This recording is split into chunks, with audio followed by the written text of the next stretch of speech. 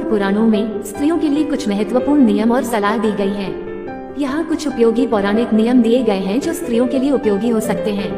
1. शिव पुराण के अनुसार ओखली, मूसल, झाड़, सिल, चक्की और द्वार की चौखट दहलीज इनके ऊपर स्त्री को कभी नहीं बैठना चाहिए। 2. शिव पुराण के अनुसार पति की आयु बढ़ने की अभिलाषा रखने वाली पतिव्रता स्त्री हल्दी, रोली, सिंदूर, काजल आदि, चोली, पान, मांगलिक आभूषण आदि, केशों को संवारना, चोटी गूंथना तथा हाथ कान के आभूषण इन सबको अपने शरीर से दूर न करे। 3. स्कंद पुराण के अनुसार पति से बिना पूछे जो धर्म कार्य किया जाता है वह पति की आयु को क्षीण कर देता है। 4. शिव पुराण के अनुसार स्त्री को चाहिए कि वह धोबिन, उल्टा, अधम और कलहप्रिय स्त्रियों को कभी अपनी सखी न बनाए।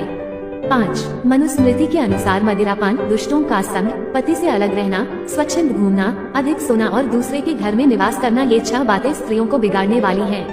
6. नारद पुराण के अनुसार जो स्त्री अपने पति के लिए वशीकरण का प्रयोग करती है उसके सारे धर्म व्यर्थ हो जाते हैं। पति ही नारी का रक्षक है, पति ही गति है तथा पति ही देवता और गुरु है। जो उसके ऊपर वशीकरण का प्रयोग करती है वह कैसे सुख पा सकती है? वह सैकड़ों पशु पक्षियों की योनि में जन्म लेती है। 7. महाभारत के अनुसार स्त्रियों का अपने भाई बंधुओं के यहाँ अधिक दिनों तक रहना उनकी कीर्ति, शील तथा पातिव्रत्य धर्म का नाश करने वाला होता है। 8. नारद पुराण के अनुसार पति का निवास स्थान यदि धन वैभव से रहित हो तो भी पत्नी को यही निवास करना चाहिए। उसके लिए पति की समीपता को ही सुवर्णा बताया गया है। स्त्री के लिए पति के निवास स्थान को छोड़कर अपने पिता के घर भी रहना वर्जित है। पिता के स्थान और आश्रय में आसक्त होने वाली स्त्री नरक में डूबती है। वह सब धर्मों से रहित होकर सूखे योनि में जन्म लेती है। 9. पाराशर स्मृति के अनुसार रजोधर्म से युक्त स्त्री को प्रथम दिन चांडाली, द्वितीय दिन ब्रह्महतिनी और तृतीय दिन रज की धोबिन संज्ञा की होती है। चौथे दिन वह शुद्ध होती है। 10.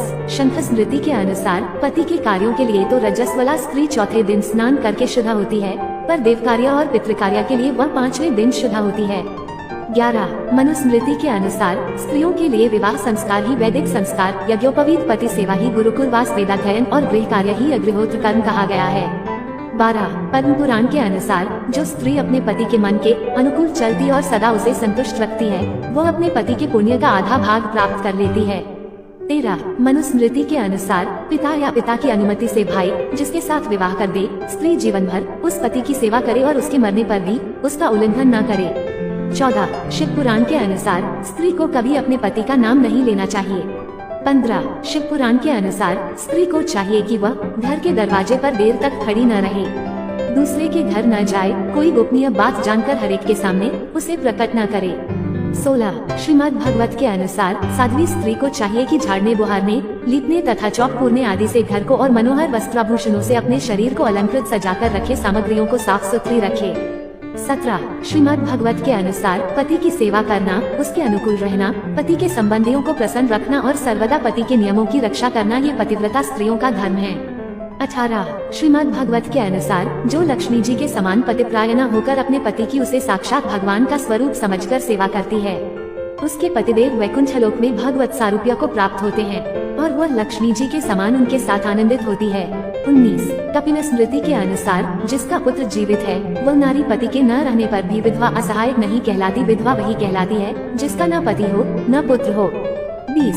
नारदीय स्मृति के अनुसार किसी स्त्री पर उसके पति अथवा पुत्र के द्वारा लिए गए ऋण को चुकाने का दायित्व नहीं है, उस पर उसी ऋण को चुकाने का दायित्व है जो उसने पति के साथ लिया है और उसे चुकाना स्वीकार किया है।